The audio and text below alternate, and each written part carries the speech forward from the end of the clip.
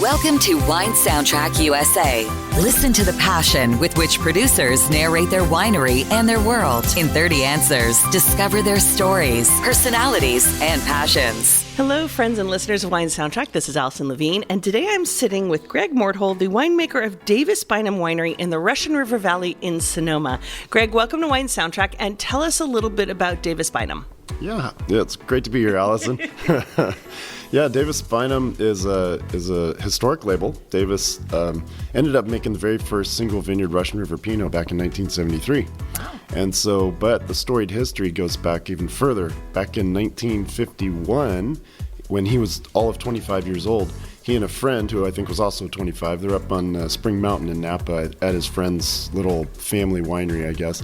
And they decided they were going to make wine. They wanted to go make a little garage wine. So they hopped in the car, drove down into the valley, and just found the first guy that was unloading grapes off the back of a truck, a guy's named Robert Mondavi. Little would they know, right? He's probably all of about 10 years older than they were, right? And not a household name at that point, and just some guy. And so they bought some Petit Syrah off of him, some lugs that he was unloading off the back of a truck. And so they took that home. They bought it for $1.80. He told me it was just like, just next to nothing. And so, especially since you have to add a few zeros today to that. yeah. Can you imagine? Oh my God, the steal of the century. So he said that turned out really well. They fermented it, and they enjoyed that. And so a couple weeks later, they do the same thing. Get in the car, drive, I guess, further up the valley, run into a guy named Louis Martini. Because those were the days. Like, right. Anybody you would run into would be nowadays a household name, right? So bought some Cabernet off of him, fermented that. That was great too. And so that was kind of like the start for Davis with home winemaking. So he would do that from 1951 through when he started commercial winemaking, really, which was 1965. Mm-hmm. So if we jump up to there, he was in the interim, by the way, he was a journalist. He was, he worked for the San Francisco Chronicle. Wow. Interestingly, yeah. So. Did he write about wine? I don't think he did, but he told me a story about hanging out with Jane Mansfield once. Yeah, so she came into town, and I think Davis was with his wife Dorothy, and they had to to take Jane Mansfield out on the town. And for some reason, he told me that she wanted to go to like a burlesque club, so that's what they did. But anyway, we digress. Yeah, I don't know what that has to do with wine, but I'm just painting a picture here of who Absolutely. Davis was. Great. So yeah, he in 1965 he retires from being a journalist. He was just kind of at these crossroads in his career, and he starts a winery. So Davis Bynum Winery.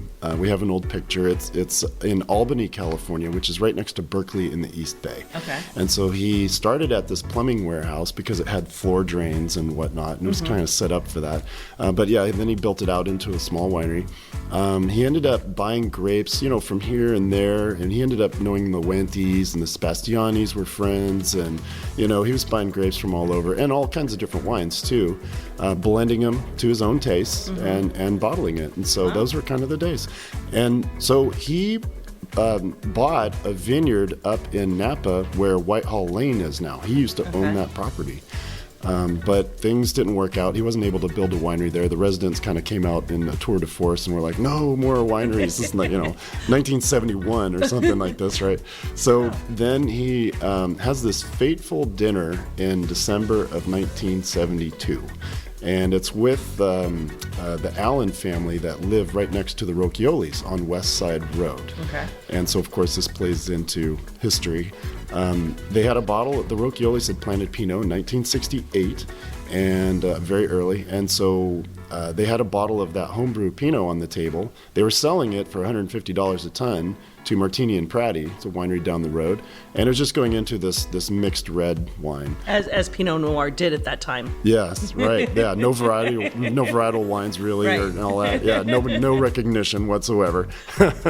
And so, yeah, they had dinner, and the wine just knocked him out. I asked him about it, and he said it just reminded him of these great Burgundies that he'd had, and he loved the red fruit and the velvety tannins, and I thought very apt descriptors even for today's Pinot Noirs. And the rest is history, right? Yeah, he bought an old hop kiln, turned it into a winery, and 1973 he started making wine on West Side Road. And so Davis Bynum was traditionally a Pinot Noir house, or what other varieties, or I should say, fast forward, what are the varieties that are made under Davis Bynum today? It is Pinot Noir centric. So we do a Russian River Pinot Noir, and then we do currently three single vineyards. One's kind of a fanciful name, so we can go from this or that, but yeah. And there's currently a little bit extra. We bought some Bacigalupi fruit this last year, so it could be a fourth wine. But we also do a River West Chardonnay. It's a single vineyard Chardonnay, as well as a little dinky Chardonnay, about 150 cases, called the Gravel Lens, which is a lot of fun. It's very floral. And then a little Sauv Blanc. Okay. And rosé. We have done a rosé, yeah. Because if you have Pinot Noir, you have rosé, right? Yeah, we do have a little rosé, yes. Although I haven't made it in the last couple of years, so the last vintage was 2021. But yeah, we do still have a little bit of that available too. And what is the total case production of Davis Bynum? Oh, we do about 35,000 cases total. Out of those 7 wines, 2 are our Russian River Pinot is a little larger production, and that River West Chardonnay, it's a substantial vineyard. There's many blocks. We still cherry pick it, but we have 170 acres there. We make about 15,000 cases of that, and it's just a lovely wine. But yeah, between those 2 wines, it's carrying the brunt of that. And then there's the little Gravel Lens, the little Sauv Blanc, the 4 little Pinots, that they add in, probably a total of like another 1,500 cases or something. And aside from like purchasing a little Bacigalupi, as you mentioned, are you all estate fruit? Let's see. No, it's not. Well, in a way, yeah. When our contracts, we don't own all the vineyards. Let me put it that way. Mm-hmm. It's not estate in that sense. No, but there is the clauses. I think if you have contracts that are at least, it's either 2 or 3 years running and they're ongoing, you can call that estate, like on your label. So tricky answer, but I think the reality is the question is going to no. We don't own all the fruit. We purchased the Dutton fruit. And we are purchasing currently a little bit of Sauvignon Blanc from the Hall Road Vineyard, but we own the River West Vineyard, so the Chardonnay is all owned, and the Pinot from the Russian River Pinot is probably about 50% off that estate. Okay. So it's quite a bit estate. And where are Davis Bynum wines found? Are they nationally in all markets? Are they direct to consumer? Little of both, yeah. Uh-huh. Yeah, our Russian River Pinot and that River West Chardonnay, you can find those nationally distributed, so they'd be in fine wine shops. It's actually highly in restaurants, so it's quite a bit of an on-premise brand, it's called. And then the little Pinots, they're for the wine club, but you can also buy them online, yeah, www.davisbynum.com. Okay, phew, we got all that out of the way. Now we can talk about you. So, oh, good. So, Greg, tell me, what is like your first memory relevant to wine? Well, this is maybe more embarrassing. People have like these glory stories about all these fantastic wines. Well, so I have several stories, but the earliest... No. People's first experiences are not usually with fantastic wines. The question is, were you 5 or were you 21? It was more like, I think, 8. Okay. Yeah. And so my parents really enjoyed like having sweet wines, and so they would buy some Mogan David or whatever. And in particular, I remember Mogan David. Actually, that sticks out in my memory. And I remember just scrambling to try to get them to give us a little more. I mean, it was just sweet and syrupy and yummy, just blackberry yum. So, yeah, Thanksgiving and Christmas, that's when the Mogan David came out. And I remember the little cups, even these little plastic cups with the little speckles on it, And they came in 4 different colors. So me and my 2 sisters, we just enjoyed that. We were always pining for another cup of it, Feeling so mature, right? Yeah, right. Just like sophisticated, pinkies in the air. So now let's move forward to what is one of those memorable wines? What was an occasion? What was the wine where you had one of those aha moments? Oh, one, I can remember 2. I can remember one specifically, and the other one in a little more general sense. We had gone to visit a friend in Madrid, and his father worked for the OIV in Europe, and so it was pretty high up the food chain there. And so they gave us a Gran Reserva Tempranillo, and I wish I remembered the brand or had kept the cork and all that. And my wife and I had a fantastic time with that wine.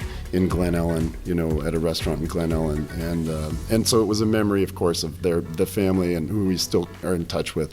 A different one, I'll give a shout out to a neighbor winery who does Zinfandel. So Segacio, we had this lovely Cortina Zin like many, many years ago when I was just new into the industry. And that was a nice hook into wine too, just how lovely that wine was. Wow. So memorable wines because of place and time, but also the people you drink it with. Yes, absolutely. And then, there's wines like when in later years, going to Europe, of course, and going through Burgundy. Oh, yeah, there's been some really, really great ones. So if we were to come to your home now, what kind of wines do you have in your home? What do you and your wife drink? Is it a lot of your own wine or wines you've collected around the world, particular varieties, particular regions? A little of both, yeah. I mean, so I will buy worldwide wines. Whole Foods is closest store to us, and I'll kind of shop through there a little bit. I mean, it's amazing what you can do for $15 or $20, really. And like Picpoul Blanc, for instance, or Muscadet or something like that. Just really saline, just fun white wines that are, I think, complicated enough and just go great with certain food especially, and just fresh and fun. But, kind of bigger wines too, reds from Italy and Soave, so whites, reds, just from here and there and everywhere. Garganega, and just, I love exploring the world, but mostly in my cellar is Pinot Noir. And so, I've got some neighbor wineries that I've traded wine with. I just traded with Kareth from Brulium, so I've got some of her wines back at home to drink, a rosé, Chardonnay, a couple of different of her Pinots, and she's got some of mine. And then, yes, I drink my own wines too, I'm always checking in and enjoying those too. So, but it's mostly Pinot Noir and Chardonnay, and I'll dip my toes into cabs and a little Barbera from some friends or this or that. Yeah. So is there anything that you opened recently from your cellar, or maybe you picked up at the market that drank really well? The River West Pinot. I'm Your own wine. really enjoying, our own wine, yeah. Yeah, sorry. No, fair enough, if that's what you most recently drank. Yeah, I'm pretty happy with how that wine came out. It's a new one for us, and I just love it. It's made mostly from the old Wente clone that we have. It just kind of grows up on the vineyard itself has two benches. There's an upper bench up by West Side Road, and there's a lower bench that reaches all the way out to the Russian River. And so the drop from the upper to the lower bench is probably about 40 to 50 feet. The old Wente clone is a little bit on the upper bench, and then goes down that slope and a little bit on the lower bench. And it just carries this really lovely kind of red, kind of Kirsch type of cherry flavored with a little floral twist.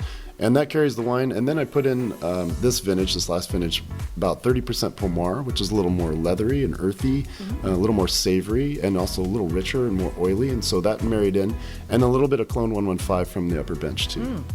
You're making me thirsty. I just, the balance in the wine, which was something Davis always loved, was balance. And I think we all do, but he just really emphasized having great balance, and meaning the acid, the tannins, the richness of the wine, So, obviously, like, you work with Pinot Noir a lot, you drink some other wines, but I'm curious, what is your opinion? Do you think there's such thing as a perfect variety?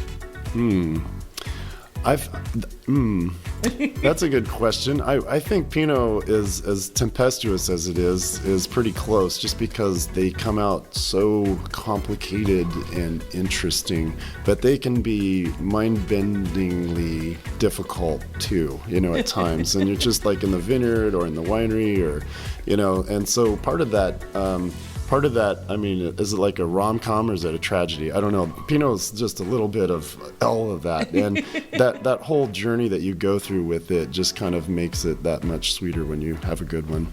So perfection through adversity. Adversity. I think so. You achieve it that way.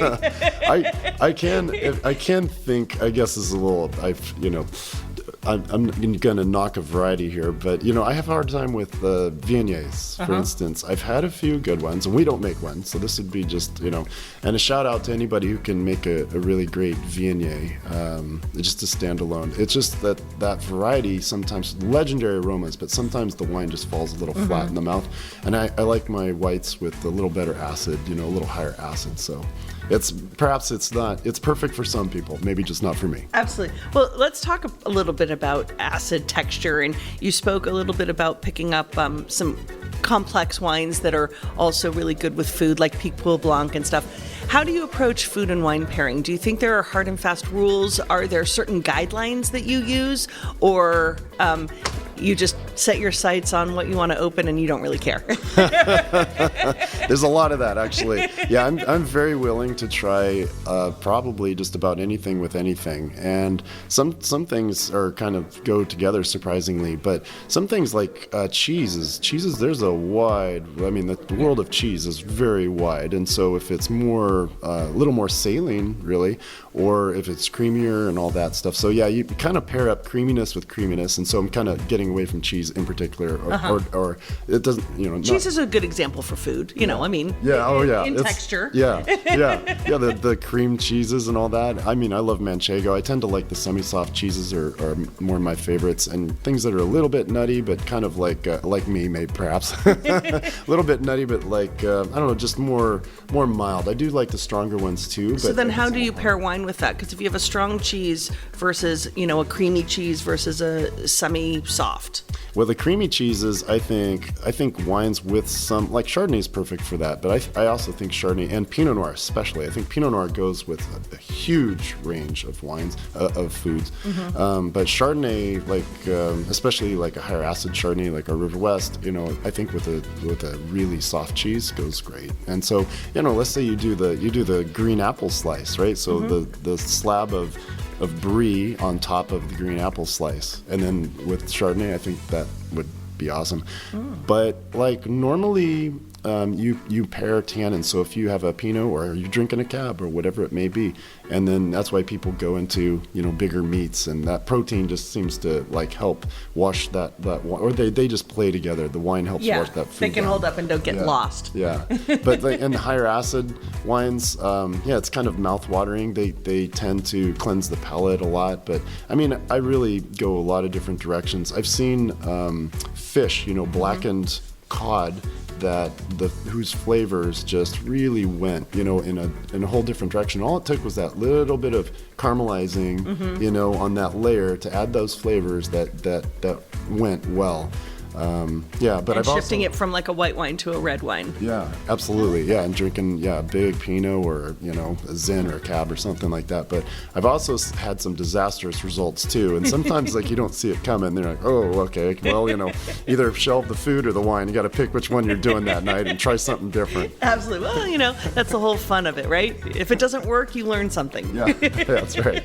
Yeah, and then if they're like you're having, we don't make any sweet wines, but if you're having something that's off dry, you have to watch that. Sugar and food is the whole. Usually you want to match those things up.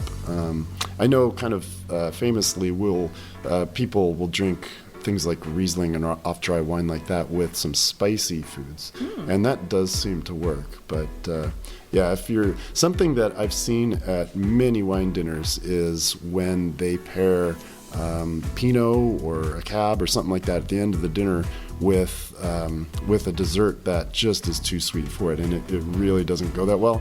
The thing that I have seen work well is really dark chocolate, because the tannins, the bitterness that's there, that seems to work, that just make it acceptable. But I don't know what the percentage of chocolate it needs to be, but like up there somewhere, like 60-70%. See, you know more about food and wine pairing than you let on to. So I'm curious, this is kind of a left field question, out there, but what is your opinion on wine critics and scores? Oh, sometimes we dance, sometimes we cry. Yeah, we've interestingly, we've sent wines back to wine critics before saying, really, are you sure that was whatever? And all of a sudden, your score is like 5 points higher or something like really huge. Like they taste, it's gosh, God bless them. They taste all these wines, and that can't be easy on their palate. And I'm sure, they're doing everything they can to palate cleanse and whatever. But if you happen to be kind of later in the day, I think these things happen where they're doing the best they can, but if they've had 100 wines that day or 45 and they were kind of bigger wines, it's just, there's got to be some palate fatigue. And so, but you also might be the first flight that day and just really benefit from them being 10 in the morning and them having a really fresh palate. But I know from my own experience that can be really tough. And so they're doing a job they're doing a service for people, putting those scores out there and the descriptors. But I do think it's important that people look beyond just the number, and they should read the description of what they're saying, and because that's really insightful, and it helps explain what they're talking about. If they just gave you a number, it just really is kind of bland. Well, so a descriptor will tell a lot, and I want you to describe, if somebody has not had Davis Bynum wines yet, what are they missing out on? Oh gosh, I'd say very food-friendly and diverse, an array of Pinot Noirs and a couple of Chardonnays there. What they're missing out on is really a wine, something that'll take you to what the Russian River, I think, does best. Which is those Burgundy varieties. Mm-hmm. And even as diverse as things are in the Russian River and as many varieties that are planted there, we're really known for Pinot Noir and Chardonnay. And so tasting Davis Bynum wines, you get a little piece of history, but you'll taste something that, in my opinion, patting myself on the back here a little bit, but we strive for balance. And so our style isn't a super high extracted style, which is a little more popular right now. It's just a little more acid balanced, I'd say, in general. And if space aliens were to land on your property right now, which of your wines would you want to welcome them with to say welcome to Davis Bynum? I'd give them, let's see, I'd probably start them off with the River West Chardonnay, Okay. Let that be an introduction. If they could handle the fresh acidity and nice creamy French oak in that wine, then we'd go places from there. So a question for you as a wine drinker, red, white, or rosé? Or orange? Oh, yeah, there's that color too. Add that one too. Oh, I'd say red, yeah. Okay, still or sparkling? Still. Okay. See, easy questions. I can lob a few at you. Yeah. So, we drink a lot. We enjoy wine. We attend wine festivals like World of Pinot Noir. I'm curious if you have any tips or tricks for dealing with when you drink a little too much. Yeah. Well, you always keep the Tylenol handy. Yeah, and this does happen in the industry, especially. This event runs on for, I came down for the tech symposium before we opened, so I've been down here since Tuesday, really. A lot of Tylenol. Yeah, a little bit of Tylenol. But before that, mostly it's just about when you're at a wine event, making sure that you have sips of water, and all you have to do, you go around and don't drink the wine. Try, if you're really going to go in for the long haul, make sure that you expectorate, is the polite way of saying spit. So you get the full flavors of the wine and you put it in your mouth, you roll it around, you get the full flavors, but spit it out. And then take a little sip of wine, because I guarantee you, at work, when we're tasting 30 Pinots and we're going through a blending process and we're doing this for hours, you can feel it after a while. Wine, water. Yeah, or wine, water, wine, water, something like that, yeah. Just little sips will take you through the day. So how many harvests have you worked? Oh, I've been, so Rodney Strong bought Davis Bynum in 2007. I've been at Rodney Strong since 2005. Okay. So for 18 years at Rodney Strong. Prior to that, I was at Chalk Hill Winery for 2 years. And then prior to that, I was a lab tech at a company called Vineyard. So I've worked harvest since 1999. So it's been 24. Yeah. Wow. And all in the Sonoma area? All in the Sonoma area, all in the Russian River. So we know that every vintage tells a different story, but in your experience of 24 years, in the Valley, how much vintage variation do we see from year to year? Is it, are the wines so different, or is there more commonality that you find, or have things changed over 24 years? I think if you take it as a circle and then you carve out some pizza slice spectrums within there, looking at the little air, that range, there's a range. So certain blocks of Pinot, they're in that range. And so now I've seen, hot years, I've seen very cool years or wet years, or, I've seen all kinds of, drought years and all kinds of stuff. And some of these things, I'm still not sure on what the effect is. Like a drought year, of course, there's going to be a lot less groundwater for those vines, so we'll start drip irrigating a little earlier. So does that? I don't know, but tends to be, I think that you'd get smaller berries those years, and then you'd have more concentration. At least that's something that I would expect. But yeah, you kind of find those wines to be floating around somewhere in this sector or that sector or whatever. So Pinot Noirs from the center of the Russian River, so an area called the Santa Rosa Plains, it's growing on more clay-based soil. There's a soil out there called Huachica clay loam, and it's got a little layer of volcanic ash that's down there, a hard pan that's really tough to dig through. But yeah, it's this clay loam, and the wines that come from that center area tend to be a little more savory, I'd say, and a little more generous in the mouth, a little richer, but definitely more savory, versus the wines from the Green Valley, which is a nested appellation within the Russian River, a much cooler area. The berry fruit tones in those wines are just amazing, and so just a really nice bouquet of fruit and higher acidities. So vintage variation plays a part, but it's really more specific to where it's grown. Yes. So the very specific, like what you'd call the mesoclimate, actually. So it's a misnomer to say microclimate. So the vineyard people always smack winemakers around for saying this microclimate, this microclimate, that. Yeah, the microclimate would be literally like the climate right there, or in that vine. So the mesoclimate, basically, just to get a little geeky for a sec, is the vineyard itself, the climate at that vineyard. So the terroir. The terroir, yeah. And so it's the climate that allows us. This is a good thing to point out. It's the climate that allows us to grow world-class grapes there, and then the soils come after that. Doesn't matter what the soils are. If the climate wasn't conducive, then we wouldn't be growing Pinot Noir there, right. no matter what the soils are. Now, we do like to talk about the soils because they do make a difference, but it comes after the climate. Yeah. And are there any signs or predictors that you look for that are going to tell you what a vintage is going to give you?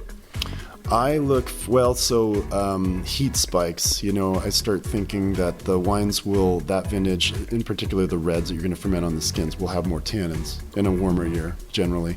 And then depending on things, that might influence how much oak we use and how much time we leave them on the skins, which is called cuvasson. So, those kinds of things, like how much tannins are you going to extract. You're going to get them out of the seeds and the skins. The longer you leave them on, the more tannins they'll pick up. If you had a warm year where there's more tannins in the berries to begin with, which tends to happen with light exposure and temperature, then that might influence. So it gets the gears turning in your head, and you start thinking about these things. Of course, before you're picking, through harvest, you're out there eating fruit, tasting fruit, yeah. And so I, regardless of what I thought of the vintage, at that point, I'm dialing in what I'm going to do based on what I'm sensing going up and down those rows and tasting the fruit. But I've already kind of got that mindset in place from the... You ever talk to the vines? Oh, yeah. Yeah. In fact, I had kind of a bit of an emotional reaction, actually, after seeing one of our old vineyards. We sold it, and then after I walked the vineyard many, many years, it was called Jane's. And so we sold it back in 2021, right before we bought the River West Vineyard, which is, our new home there on the West Side Road. But and then they bulldozed those vines, and I went over there and saw that. I was, really had a moment, because those, they are living things. Not to get too hippy-dippy here, but they're plants. They can't move. Tumbleweeds can't. You apologized to them. You said, "I'm so sorry this is happening to you." I had a little moment. I was in church out there for a sec. Yeah. In all the years that you've been doing harvest, have you established any sort of pre-harvest traditions? Any champagne bottles? Any no shaving? Any sort of traditions for yourself or for your team? Yeah, the crush brush, as they call the beards that winemakers grow, the male winemakers grow. Yeah, I tend to grow also beard, at that point in time. And I have a real stubbly short one right now, but I also tend to do that periodically over the year anyway. So I guess I don't really have any hard and fast traditions. No, we meet as a team and we kind of get a game plan together, and I don't know, we get out there and go do it. But yeah, you kind of get into this mindset. And for me, I'm always one that is kind of taking baby steps up to the point. Like, I don't feel like just launching off into crush. I feel like kind of lining up my ducks. I'm a little more, my desk wouldn't show you that I'm more organized but I am, in my mind, and how I like to get one thing done before the next and before the next. I'm methodical in that way. So when you were a little boy, what did you want to be when you grew up? A pilot. Yeah. Yeah, I wanted to be a pilot. How far did you get into that? Well, let's see, my dad was in the Air Force, so there was that. He was in B-52, so he was in, and we traveled around. I, to this day, love planes. I've always loved planes, being at the airports, flying, unless it's like really rocky, just a couple of memorable ones, including one not too long ago where everybody clapped as soon as we got down, it was a clapper. Yeah, those are a little tense, but no, I wanted to be a pilot and in the Air Force, and so I was thinking about going to the Air Force Academy, while applying anyway, and then at a certain point I was thinking about going to like an aeronautical university, really, and studying that. So I guess that would have been more like an engineering, like a design aeronautical engineering kind of degree, but that was it early on, yeah. And you ended up in wine. And I ended up in wine. Well, and then the next thing, actually in college, so I ended up loving science. I went to the University of Wyoming. A little unusual. My parents are from Wyoming, so that's where we went. And so you didn't go there to study wine. I didn't go there. There's a few wineries out there, surprisingly, but yeah. I didn't go there to study wine, no. But at one point, with loving biology and chemistry, I thought that I wanted to be a dentist. And my friends were like, you want to stick your hands in other people's mouths all day? I said, they work 4 days a week, they make good money, and I think I could probably do that, yeah. But I just kind of liked the science that was part of that whole degree in that field, and I was starting to kind of go in that direction, just barely. And then I went through college just with a natural sciences degree as kind of a foundation for doing that, but the reality was that wasn't going to happen, and I quickly just turned my back on that. Well, instead of putting your hands in people's mouths, you put wine in people's mouths. That's See, it all works out. That's right. Little twist. So when you're not making wine, what do you like to do in your free time? How do you spend, what kind of activities or things do you do or like? Oh, I like... other than airplanes. Yeah, I think it would be fun to get a pilot's license, actually. Do a little private pilot's license. So maybe someday there. But yeah, I like to hike, especially. I'm an Eagle Scout, so we did a lot of time up in the woods. We were a very active troop. So, that was a long time ago that I was in Boy Scouts. But I still have that in mind. And it just, going camping and backpacking. So we, as a family, we haven't been backpacking in a couple of years now. But that's a lot of fun, and I look forward to getting back out. Time to get on the road. Yeah, that's right. Oh, and road trips. Yeah, love road trips. So I want to go to the Southwest, actually, and get my family down to go see the Grand Canyon. Nice. And do Zion and stuff like that. It's worth it. Yeah, absolutely. And I like to read, so I'll throw that out there too. Books it's fun. Any favorite books or authors? Oh, let's see. One of my all-time favorite books is called Beau Geste, and it's an old one. I'm forgetting the author's name. Oh, I think it's Percival Christopher Wren, I think is his name. So this is just a fantastic story. Not a long read, I don't think it's 200 pages. It's a great story about the French Foreign Legion and some boys who are growing up in a wealthy I think almost like a castle, really, in England, and a jewel is stolen, this priceless gem, and then the boys, one by one, go off to the French Foreign Legion to draw suspicion away from the rest of the family, as it turns out. I mean, it's one of those things where the lights flicked off, and then they came back on a minute later, everybody's screaming, but then the gem was gone, that kind of thing. It's just, it's book that stuck with you. Oh, yeah, Beau Geste. And I think they made a movie out of it, too. It was really awesome, yeah. And if you're planning a romantic evening for you and your wife, what kind of wines do you open up to set the mood or set the tone? Oh, wow. What makes for a romantic evening wine-wise? Well, see, I always go to Pinot Noir, but I would love to give something else here because how about just to get out of like the world that I love the most, but because I do love all these other wines, I would say it would end up with a Barbera. That would be a lot of fun. Yeah, one of our neighbor wineries, Barberas, would be a lot of fun. Ooh, a domestic one. And then how about like starting the evening off with an Assyrtiko from Greece? It's a really fun, lively, crisp white wine. Yeah. Ooh, that's fun. So when you look back at your career, is there a piece of advice or in your life, is there a piece of advice that someone once gave you that you carry with you in how you approach life or work? It could be a mentor, a family member, a teacher, a friend.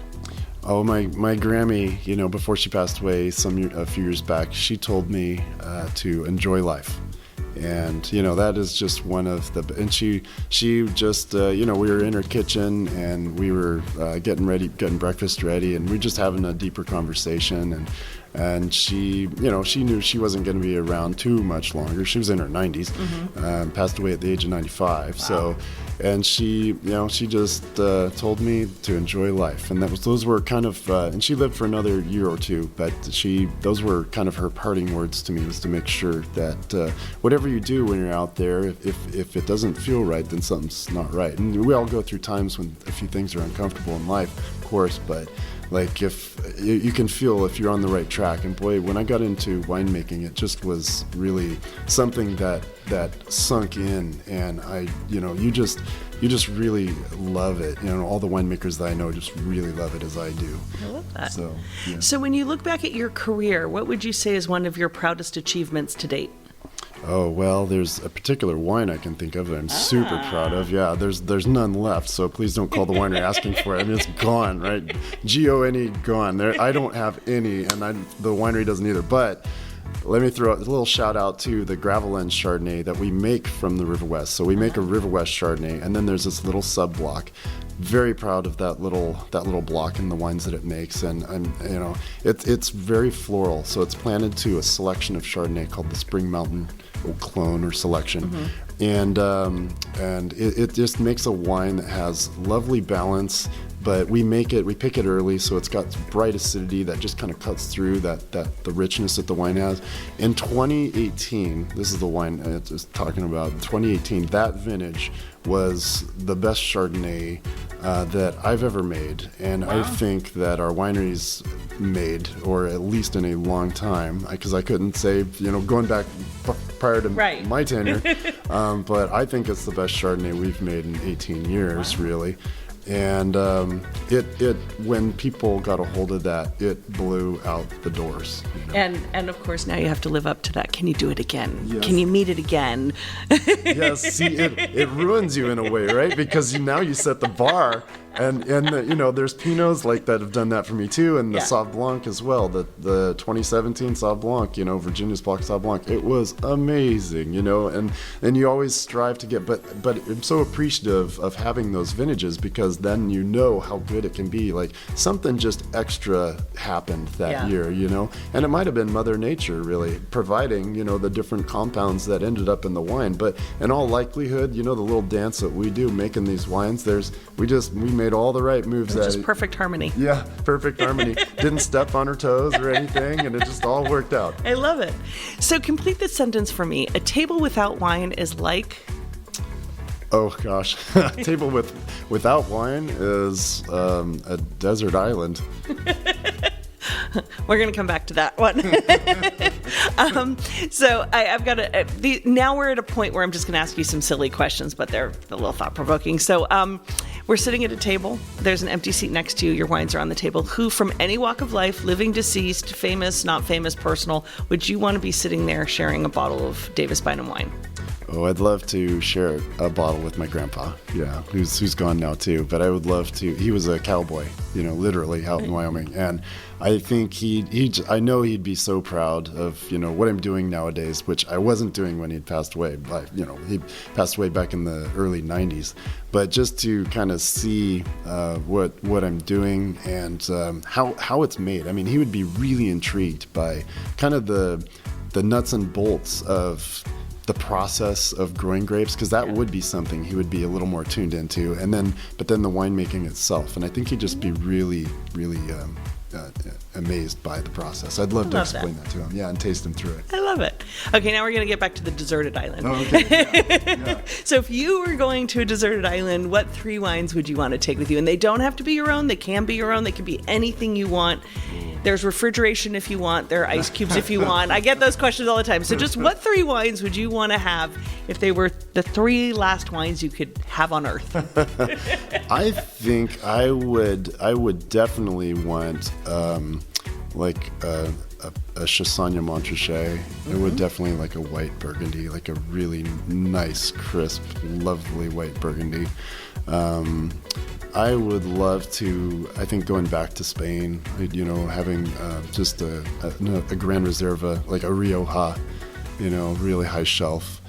And a third one, oh gosh. Oh, something, maybe a Nebbiolo. It's just to get out of my Not even own a world. Pinot Noir. Wow. Well, I'm forcing myself. I'm forcing myself to do that because I love Pinot Noir. So if we went back to I would love to have some Pinot, but forcing myself off that, a Nebbiolo, and probably after drinking Nebbiolo, I'd probably live a long time on that desert island, just like the Italians live forever, right? From all the tannins in those wines they drink. So you'd probably be at that desert island for a long time. Well, you'd have a lot of Nebbiolo to drink. Yeah, a little bit of that's good for you.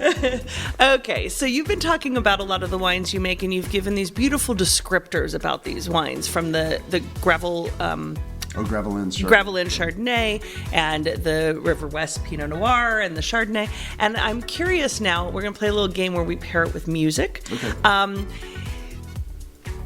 What kind of song, genre, singer, particular song, you can be as generic or as specific you want, makes you think is a good sound for the description of the wine? So let's talk about the Gravelin Chardonnay, the one that nobody can have because it's all sold out, but yeah, maybe that wine, I would say Nina Simone. Yeah, I love Nina Simone. Just some her music. She has, I think, the best voice, or is an amazing voice, as amazing as anybody I've ever heard. And just and the way she plays the piano and sings. I mean, it's the River West Pinot Noir.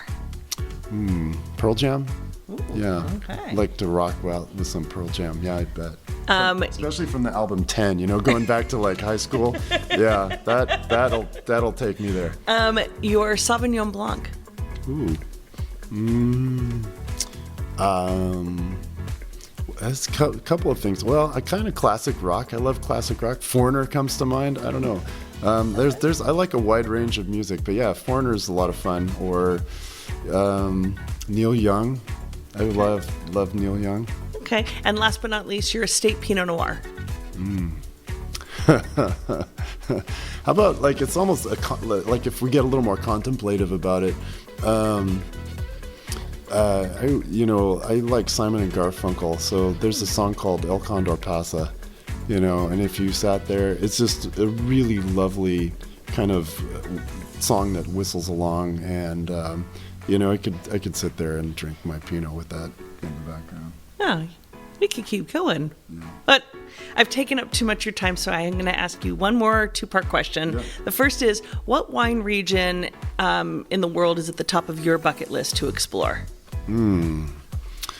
I really would like to go to Italy. I've never been. Oh. Yeah, so I'd like to go to Tuscany. Yeah, and really explore that area. And I've had friends come back and said it's just really the deep end of the pool. So I've been. Don't you want to go to Piedmont and drink Nebbiolo? Well, I would probably wander up that way too. Yeah, but I think that all the Sangioveses and I think that would be a lot of fun. I've heard the region's just beautiful and but I've been to Burgundy 3 times. I've been to Bordeaux once, and I've been through Champagne, briefly once. Yeah.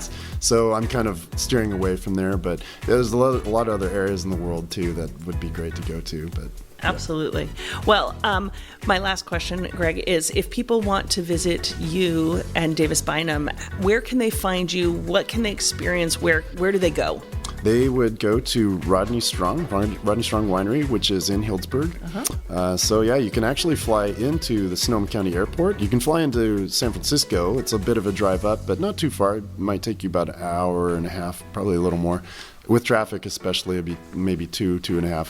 But yeah, up at Rodney Strong, since we bought Davis Bynum back in 2007.